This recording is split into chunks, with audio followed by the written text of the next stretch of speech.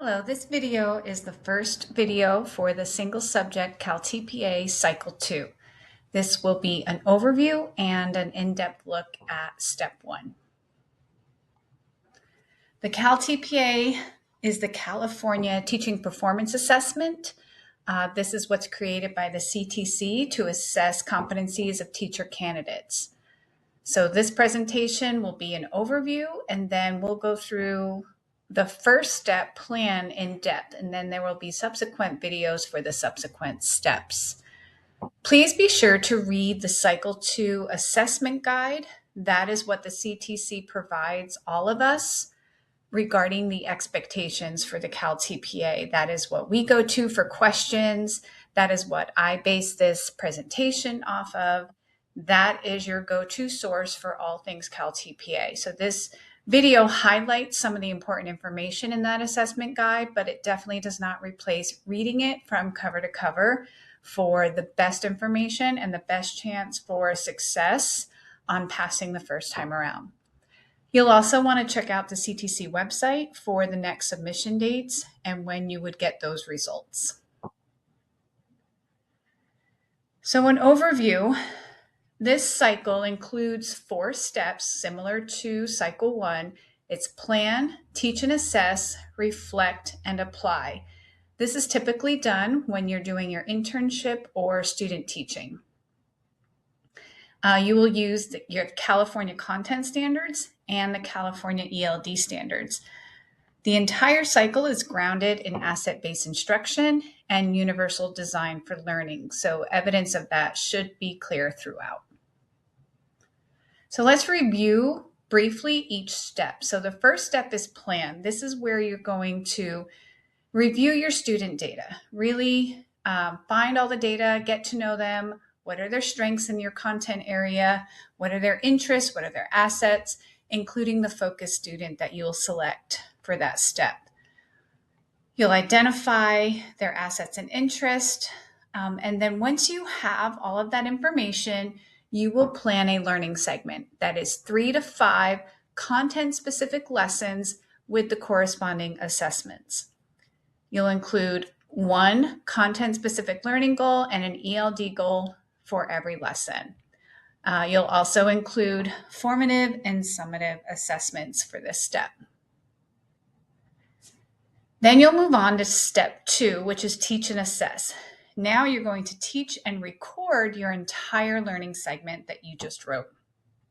From there, you'll select 1 to 4 clips that demonstrate 4 different identified areas: deep learning of the content, integrated ELD instruction, monitoring and adjusting instruction, and actionable feedback.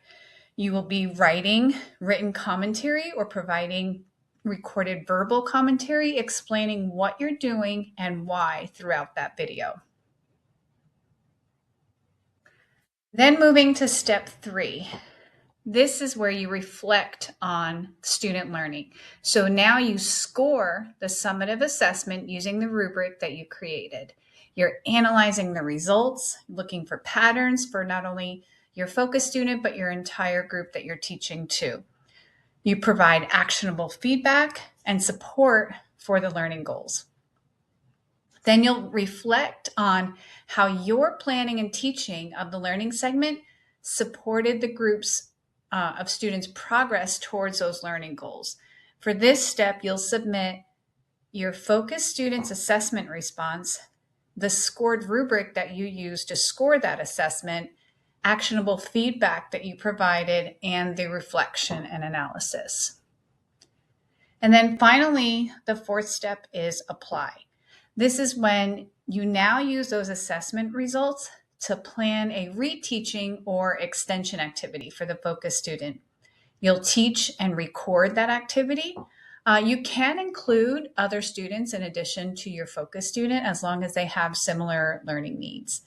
You'll select 1 video clip showing the activity of how you are reteaching or extending learning, and then again provide commentary explaining what is happening. So now we will go into the first step in detail, And like I mentioned, we'll have other videos that go into those other steps in detail as well. So step 1, here are resources from California Department of Ed and the CTC. We have our California content standards, California ELD standards. Make sure you are using California specific standards. CTC also shared some videos of best practices for this step, getting to know your students, lesson planning, and creating rubrics. And there's the CalTPA glossary.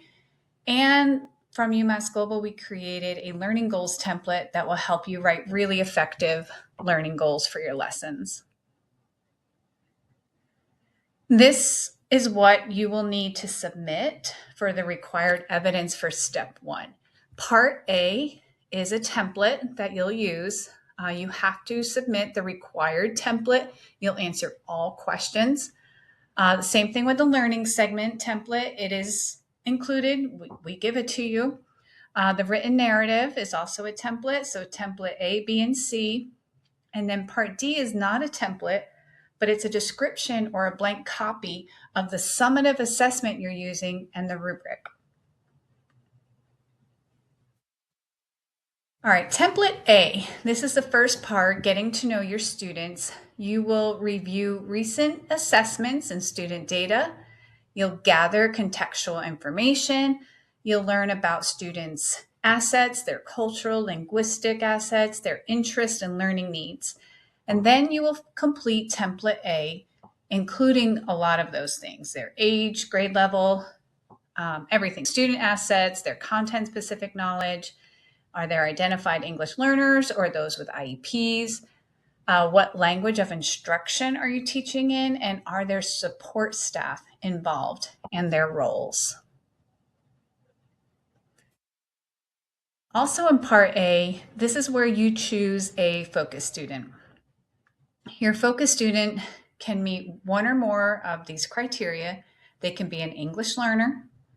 They can have a disability, specifically like a content-specific related disability. So if you're teaching math, maybe a disability related to math. If you're teaching PE, maybe a disability related to PE. Has gaps or misconceptions in related content for their grade level, or may benefit from extra support with making progress towards learning goals. So basically a struggling student in your content area, somebody who needs additional support in meeting the learning goals for that grade level. And continuing on that template A, you will describe the focus students' age and grade, the assets, the content-specific knowledge, and then the learning needs. I want to show you that template. This is what it looks like. You will type directly in, answer each question. Don't delete anything. Don't put NA for anything. If you don't have anybody with an IEP, you can say no students have an IEP or a 504, So this is about the whole group. And then this is about your focus student. All right, from there, we move on to the learning segment. So now you're using the knowledge that you gathered about your students to plan 3 to 5 content-specific lessons and corresponding assessments for your students. You have to use a template provided and complete all sections. Each lesson must include one content-specific learning goal and one ELD learning goal based on grade level standards. There's one caveat there, and that is for our world language single subject candidates. World language candidates have a slightly different set of requirements. You do not have ELD learning goal requirements because of the nature of your content, being that you're teaching a second language. So you will only have a content-specific learning goal and not an ELD learning goal. I highly encourage you, because you are going to read through that assessment guide, you will find sample learning goals in that assessment guide that will help you write yours. One of the things that you have to understand and plan ahead of time is integrated ELD into your lesson. Again, this wouldn't apply to our world language candidates. In the next step, when you're video recording, you will be asked to find evidence of where you are using integrated ELD. So it really makes sense to make sure you have it built into your learning segment. And I wanted to just take a minute to explain what integrated ELD means. And this is when language and content instruction intentionally supports English learners. So not only are they learning English, but they're learning the content at the same time. So it says it's about making content comprehensible and developing language, not teaching ELD in isolation. So how would you include evidence? You might show explicit language supports built into your teaching. Maybe you include sentence frames or visuals, gestures. You might model academic vocabulary. You might include tasks where students use English for authentic communication related to content. In other words, build these things into your lesson where they do turn-in talks, collaborative group work, oral presentations. And then also show how you're checking both content and language growth. So maybe observe student talk or include language development in rubrics. But it needs to be very intentional in your planning so that when you are teaching these lessons, you can identify it, you can point it out.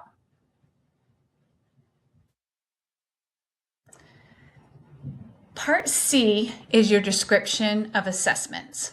You will want to use formative assessments throughout your learning segment. Reminder that a formative assessment informs your instruction throughout your lesson. Those are like the quick checks of, are your students getting it? It could be questions, right? It could be thumbs up, thumbs down. It could be using whiteboards, a quick check. You will also provide actionable feedback to students during instruction. Actionable feedback moves beyond good job, right? Or you're getting there, almost, good try.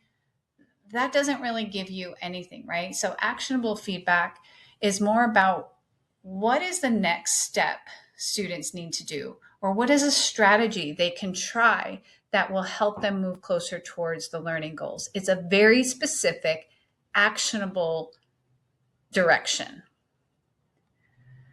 All right, you will include a summative assessment with a rubric in your final lesson of your learning segment.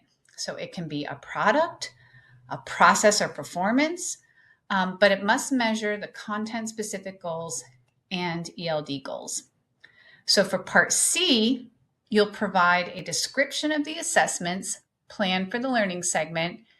And then part D, you'll submit a blank copy, or if it's like a performance or a process, you'll include a description of the summative assessment and rubric to submit for part D. Again, part C is a template that's required. All right, it's important to understand how you're going to be assessed on this. And the rubrics for the CalTPA work a little bit differently. And if you've already done cycle 1, you will understand that. The goal is to get a level 3 on the rubric. But in order to get a level 3, you have to meet each of the components within that rubric. So if there's 3 components like this rubric, the first one, 2.1, if you even miss one component, it moves down to a 2 automatically, and now you're aiming for the highest of 2. And if you miss one of those, it goes down to a 1. So in order to get a 3, you have to meet all 3 criteria. I also want to point out the bolded ands. That means you can't just choose one. So for example, the essential question for this rubric is, how does the candidate's planning leverage student assets, include assessments, and address appropriate content and ELD goals? Remember, world language, you would not have ELD requirement on this rubric. So the first thing that you need to make sure is evident, and these rubrics are great for you to self-assess. Use the rubrics in the assessment guide to review your submission before you even submit. Make sure you have hit each component and you can find evidence. So candidates planning includes appropriate content specific and ELD learning goals. Check, right? Candidates planning leverages student assets, cultural and linguistic and/or interests. And then candidate includes formative and summative assessments that clearly connect to the content specific and ELD goals. This should be evident in your learning segment, right? You should be able to find all of these things. Okay, the next is rubric 2.2. Here's the essential question. How does the candidate plan a learning segment in which assessments, instructional strategies, and learning activities align and provide a progression of learning? All right, so this is something to think about as you are developing your learning segment. It's always a good idea to read the rubrics first before you just start doing. You really want to know, how are you going to be assessed? So make sure that you are using assessments, instructional strategies, and learning activities in each lesson that are clearly aligned with one another and support the students to meet content specific and ELD learning goals. So that means your learning segment needs to kind of have a flow and a logical progression. They can't just be 3 random lessons that you would do one week, the next week, or the next week. They have to build on each other or kind of go together in some logical way. Okay, and then that's emphasized in this next one too. Candidates' lessons and assessments align with one another to create a progression of learning that will support students in making progress toward meeting content-specific and ELD learning goals.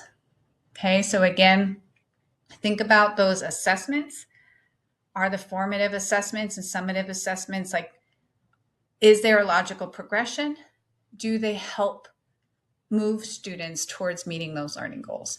And it has to be both goals. Don't have a rubric or a summative assessment that only assesses content and that you've forgotten about the ELD learning goal, because that's automatically moving down, right? Don't forget about that ELD learning goal. All right, that was a lot. But again, all of that information is in the assessment guide. Once you have step 1 done, I recommend looking for the video for step 2 before you get started. All right, and best of luck.